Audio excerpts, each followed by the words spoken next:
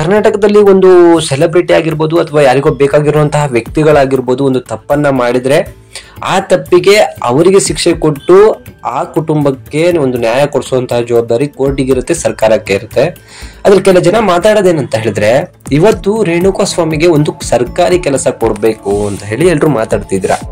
ಸರ್ಕಾರಿ ಕೆಲಸ ಅಂತ ಹೇಳಿದ್ರೆ ಇದು ನಿಮ್ಮ ಅಪ್ಪನ ಮನೆಯಿಂದ ಕೊಡುವಂತಹ ಒಂದು ಕೆಲಸ ಅಂತ ಹೇಳ್ಕೊಂಡಿದ್ರ. ಇಲ್ಲಿ ಸತ್ತಿದ್ದು ರೇಣುಕಾ ಸ್ವಾಮಿ, ಸಾಯಿಸಿದ್ದು ದರ್ಶನ್. ಆದ್ರೆ ರೇಣುಕಾ ಸ್ವಾಮಿಗೆ ಸರ್ಕಾರಿ ಕೆಲಸ ಕೊಡ್ಬೇಕು ಅಂತಿರೋದು ಯಾವ ರೀತಿ ನ್ಯಾಯ ಅಂತ ಹೇಳಿ ನನಗೆ ಗೊತ್ತಾಗ್ತಿಲ್ಲ. ಯಾಕಂದ್ರೆ ಕೋಟ್ಯಾಂತರ ಜನ ಸರ್ಕಾರಿ ಕೆಲಸಕ್ಕಾಗಿ ಓದಿ ಇವತ್ತು ಆ ಕೆಲಸ ಸಿಗದೆ ಅಲ್ದಾಡ್ತಿರೋದಂಥದ್ದನ್ನು ನಾವು ಕಣ್ಣಾರೆ ನೋಡ್ತಾ ಇದ್ದೀವಿ. ಆದ್ರೆ ಯಾರ್ದೋ ವೈಯಕ್ತಿಕ ವಿಚಾರಕ್ಕೆ ಕೊಲೆಯಾಗಿ ಹೋದಂತಹ ರೇಣುಕಾ ಸ್ವಾಮಿಗೆ ಸರ್ಕಾರಿ ಕೆಲಸ ಕೊಡಿ ಅಂತ ಹೇಳ್ತಿದ್ದೀರಲ್ಲ, ಇದು ನಿಮಗೆ ನಾಚಿಕೆ ಕೂಡ ಆಗ್ಬೇಕು. ಯಾಕಂದ್ರೆ ರೇಣುಕಾ ಸ್ವಾಮಿ ಏನು ಸಹಜವಾದಂತಹ ವ್ಯಕ್ತಿ ಅಲ್ಲ. ಇವನು ಅಶ್ಲೀಲ ಮೆಸೇಜ್ಗಳನ್ನ ಪವಿತ್ರ ಗೌಡ ಅಷ್ಟೇ ಅಲ್ಲ, ಹಲವಾರು ನಟಿಯರಿಗೆ, ಹಲವಾರು ಇನ್ಸ್ಟಾಗ್ರಾಮ್ ರೀಲ್ಸ್ ಮಾಡುವಂತಹ ಹುಡುಗಿಯರಿಗೆ ಕೆಟ್ಟದಾಗಿ ಮೆಸೇಜ್ ಮಾಡಿದ್ದಾನೆ. ಇವನು ತನ್ನ ಸ್ವಂತ ಚಟಕ್ಕಾಗಿ ಇನ್ನೊಬ್ಬರ ಕೋಪಕ್ಕೆ ಬಲಿಯಾಗಿ ಹೋಗಿ ಸತ್ತೋಗಿರೋದು. ಇವನು ಯಾವುದೇ ರೀತಿಯಾದಂತಹ ಯೋಧನೂ ಅಲ್ಲ ಅಥವಾ ನಮ್ಮ ದೇಶಕ್ಕೆ ಬೇಕಾಗಿರುವಂತಹ ಒಂದು ಯುವಕನೂ ಅಲ್ಲ. ಇವನಂತ ಕಚಡಗಳು ಇರದೇ ಇರೋದೇ ಒಳ್ಳೆಯದು ನನ್ನ ಪ್ರಕಾರ. ಯಾಕಂದ್ರೆ ಇಂಥವ್ರಿಂದ ಹೆಣ್ಣು ಕುಲಕ್ಕೆ ಅವಮಾನ ಆಗತ್ತೆ.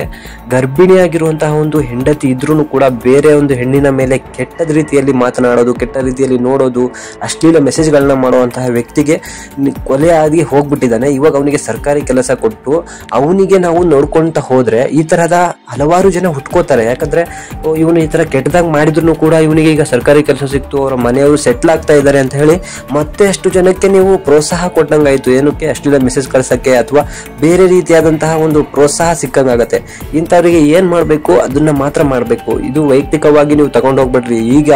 ಈಗಿನ ಸಿಚುವೇಶನ್ ಅಲ್ಲಿ ಸ್ವತಃ ಎಕ್ಸ್ ಸರ್ವಿಸ್ ಮ್ಯಾನ್ ಗಳಿಗೆ ಕೆಲಸ ಸಿಗ್ತಿಲ್ಲ. ಈ ತರ ಪೊಲೀಸ್ ಪುಟರಿಗಳಿಗೆಲ್ಲ ನಾವು ಕೆಲಸಗಳನ್ನ ಕೊಡ್ಕೋತಾ ಹೋದ್ರೆ ಓದಿರುವಂತಹ ಮಕ್ಳು ಏನ್ ಮಾಡ್ಬೇಕು, ನಿಮ್ಮ ಮನೆ ಮಕ್ಳು ಏನ್ ಮಾಡ್ಬೇಕು ಅಂತ ಹೇಳಿ ಮೊದಲು ಯೋಚನೆ ಮಾಡಿ.